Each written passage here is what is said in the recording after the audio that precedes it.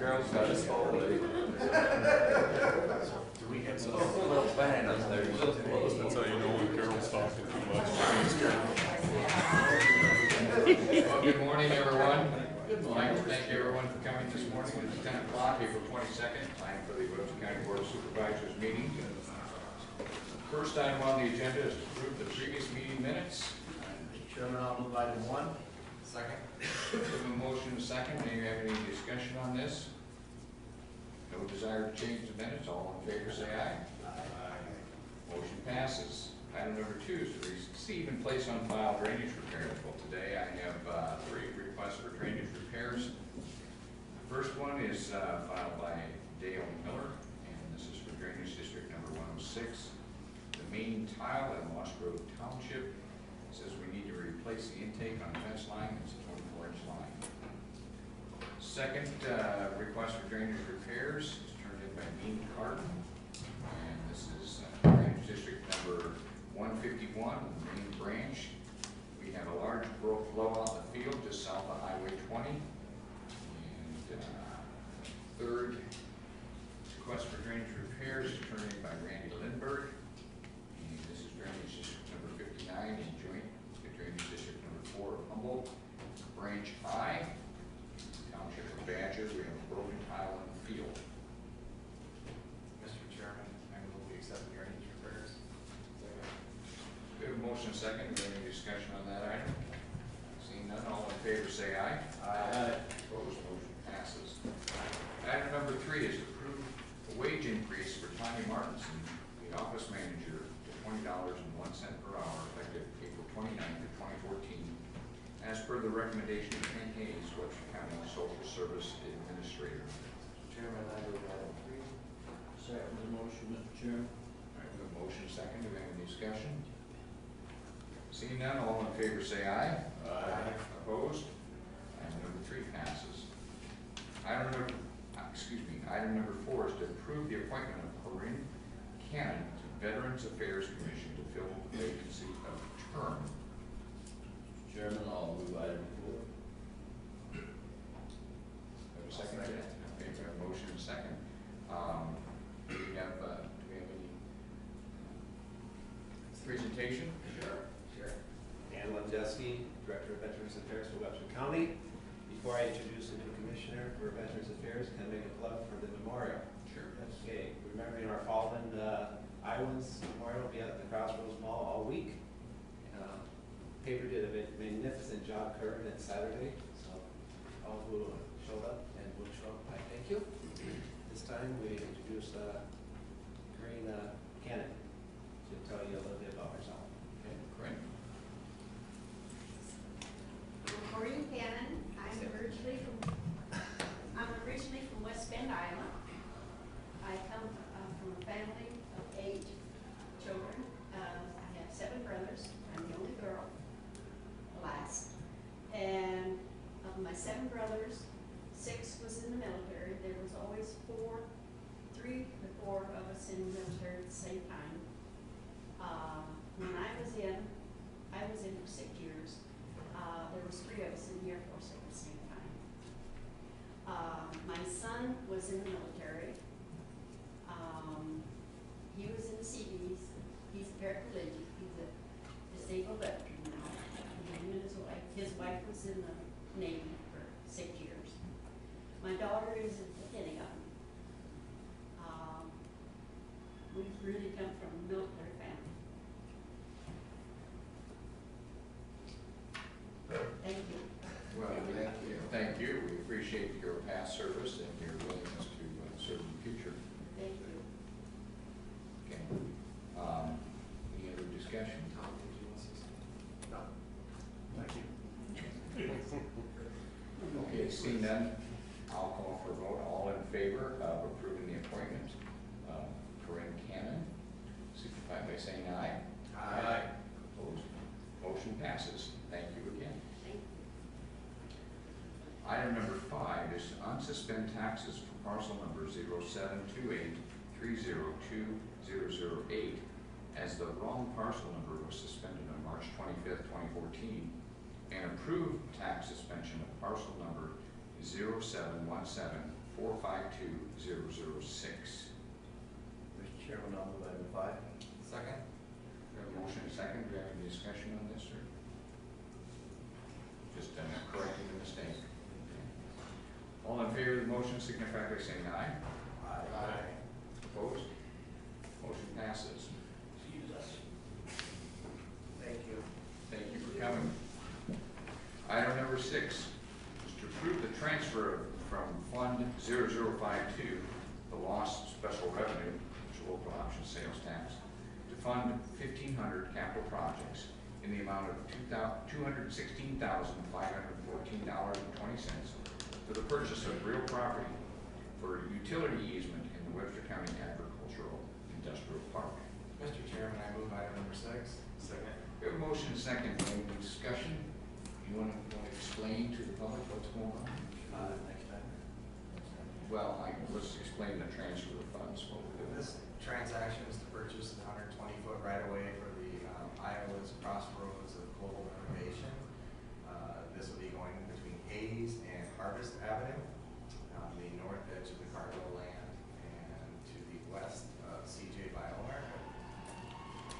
And we're simply moving money from the proceeds that we get from local option sales tax in Webster County, and we're moving the money from that fund into capital projects so that we can afford to buy those property and keep the auditor happy. Good luck with that, she says.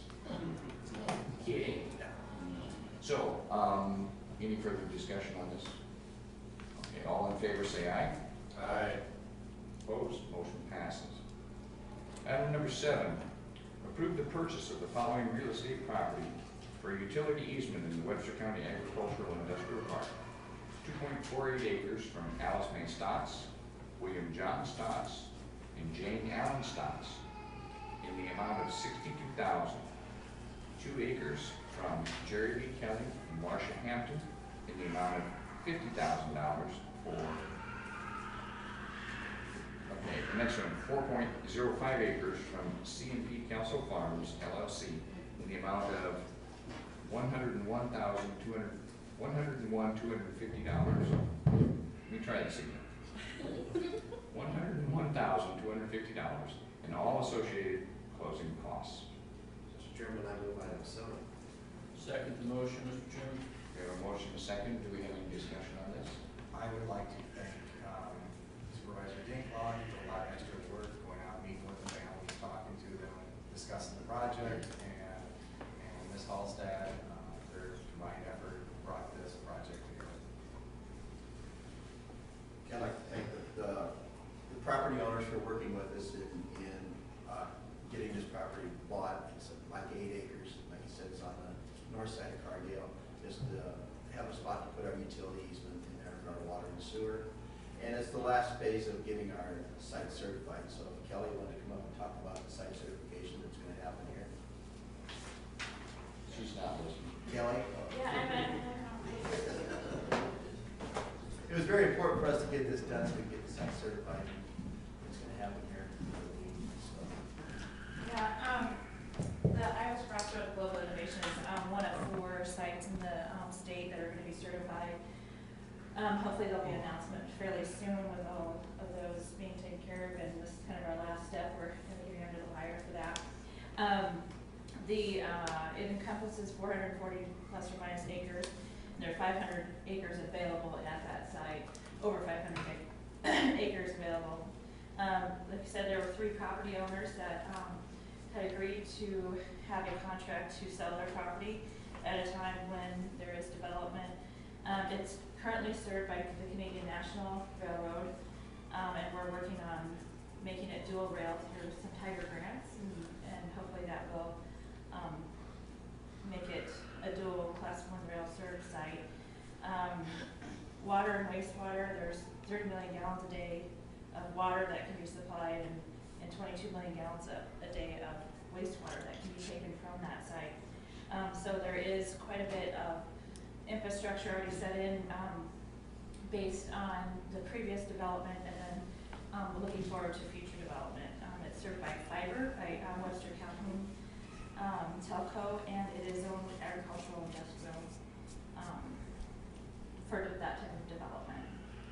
We've identified several different target markets. There will be marketing efforts that go along with that, through trade shows and conferences, through meetings with site selectors, electronic and direct marketing, and through our website. So, that's all I have. But I thank you very much for your support. Potentially, there's a significant amount of land above and beyond what's here. But at the top of the time being, this is what we have shovel ready for micro there. You're talking about for the certified site. Talking about the site in general, because I think ultimately there is a lot of land out there, but in terms of what we can certify as ready to go now, it's maybe a quarter of that amount. Does it sound right? Well, there's 160 acres directly north of Cargill that's available, but they've asked us not to put that in our it's not contiguous, so we didn't put that in our certified site. And I believe there's either 40 or 80 acres further west of our certified site that has to be part of it. That's about it. That's Yeah. about it. Yeah, because of, For available land. right, because of the way it's zoned, that specific area is what's zoned properly for agriculture, or excuse me, for the industrial park. So beyond that, it's back to agriculture. And so there would have to be a lot of work done to make that. That's my point, is that there's more expansion that could be done, Yes. but for the time being, this is what's ready to go. And I would just like to assure the taxpayers that the primary reason that we're spending this money today is not so much the site certification, sorry Kelly, as it is to ensure that the investment that the county's already made in getting the sewer and water to the edge of Harvest Avenue will not be dead-ended there by not having access to get the sewer and water across the property. And so we just felt this was very prudent to make sure that someone in the future didn't buy the property and then hold us hostage. So, anyone else have anything to say? Okay, seeing that, I'll call for a vote. All in favor of the motion to purchase the Ute estate for utility easement, signify by saying aye. Aye. Opposed? Item number 7 passes. Item number 8 is approve and authorize the chair to sign work in the right-of-way permit for Lanza Construction to relocate intake that interferes with the entrance to Tower 63 on the Lundgren Wind Project along the north side of 310th Street in section 18 of Birdseye Township. Mr. Chairman, I'll move item number 8. I'll second. We have a motion and a second. Do we have any discussion or concerns on this? Seeing none, I'll call for a vote. All in favor say aye. Aye. Opposed? Item number 8 passes. Item number 9, approve and authorize the chair to sign contract documents with Peterson Contractors Incorporated of Rhinebeck, Iowa for the following 3 bridge replacement projects. L 692810-73-94 and L 692820-73-94 on 380th Street between sections 21 and 28, Lost Grove Township, and L 801-088-7394 on Dakota Avenue between sections 9 and 10 of Fulton Township. Mr. Chairman, I'll move item 9. Second. We have a motion and a second. Do we have any concerns or comments about this? Seeing none, I'll call for a vote. All in favor say aye. Aye. Opposed? Item number 9 passes. Next item on the agenda is the citizens' opportunity to address the board with items that are not on the agenda. As everyone rushes to the podium. Is that it?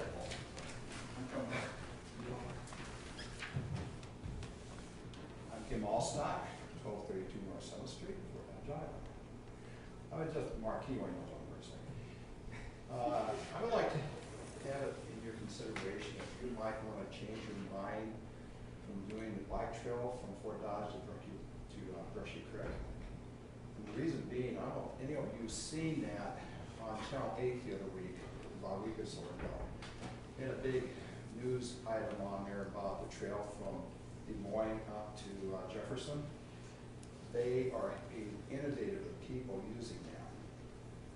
And they're saying there's people from Des Moines now wanting to put restaurants for like a little place that they can eat along the way because there's so many people that they're going to start doing that. I believe, personally, I think it'd be more advantageous to connect Fort Dodge with Jefferson and get those people here. I think that'd be a more prudent at this point than to take bike trail now to Hershey Creek. I know they're both really good projects, but all I'm trying to say is there's a lot of people using that bike trail now, and that's what we were talking about on Channel 8 News the other week.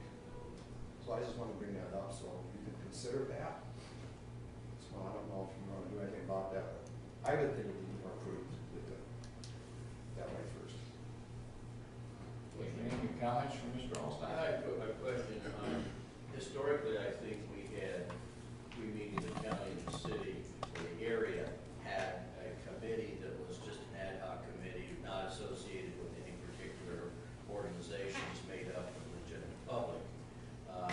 And would that not be something that they would discuss if that committee still exists, and giving some input or some recommendation as they go forward?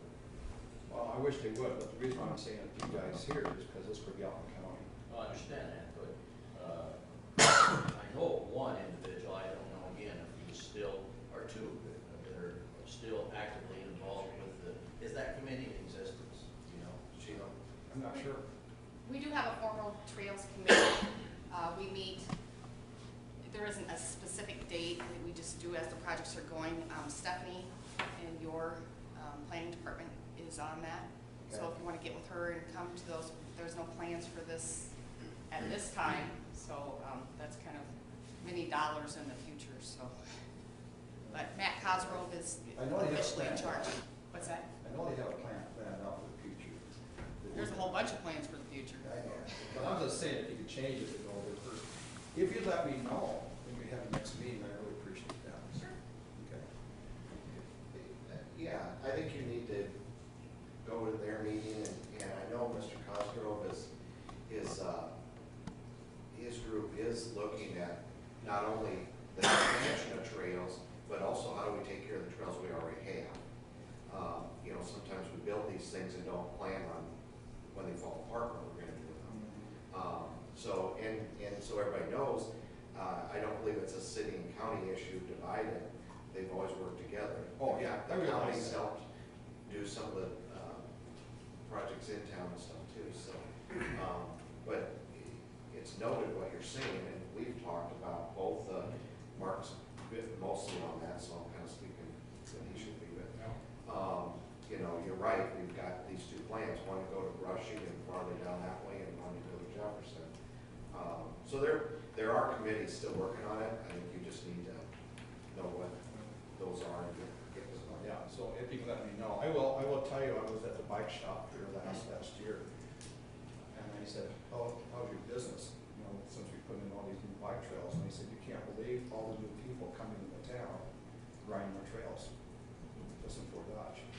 So they've seen a marked difference with that. But I believe personally that if we would do that, go to Jefferson, I think we'd get a lot of people coming into Fort Dodge from Des Moines. A lot of people are using it right now. I was kind of surprised how many people were using it. So this is probably make that suggestion. I think the discussion, obviously, you know, I encourage it because I want to see the growth of the trail system and connecting some of the smaller communities. But Sam Adams and the Gower City Council have been looking at the options of connecting Gower to Jefferson, trying to figure out a way to make Gower the northern point of the Des Moines trail system. So those discussions and conversations are going on. At the same time, we're still looking at trying to acquire land to connect Dollar Brushing and Fort Dodge. So I think getting the committee together is a good discussion or a good idea. I know they're still meeting. Obviously, funding's always a huge problem. That a lot of that comes with the Neil Smith grant, I believe, last time. When we were in DC, we did talk to Latham and a couple others about would there be avenues for funding. You know, we're in a pool with a whole lot of other people competing for that funding. So I appreciate the input, and we'll let you know next time we meet. Again, I know Gower is very eager to see Jefferson connected. So Okay, thank you. Thank you. Thank you, Kim, always a pleasure to hear from you. Anyone else care to address the board today? Okay, next item on the agenda is the Board of Supervisors Committee reports. On Friday, Keith and I joined the foster grandparents out to Godfathers for lunch. Great organization that really do a lot for a very, very small budget that they do receive. Great group of people that work hard, that help students. I'm a product of foster grandparents. I had a grandma when I was in Highland Park, so I really appreciate all the work they do. And other than that, I'm looking at a lot of drainage claims, so. I would like to, the messenger reported on this, and the sheriff gave some awards or appreciation plaques for Cade, the canine dog, the other day. I wanted to publicly, from this board, thank these people too, and the sheriff's department. He gave plaques to JRG, Nestle, and Dr. Shimkat from Family Pet Medical Center. They've gone what I would consider above and beyond in taking care of our canine dog. They supply food and medical needs, and it's kept them going probably a little longer than what he was supposed to. We have a new dog coming probably by fall, I believe. But I just, from this board, wanted to publicly thank them for the service they've done. It's a big deal.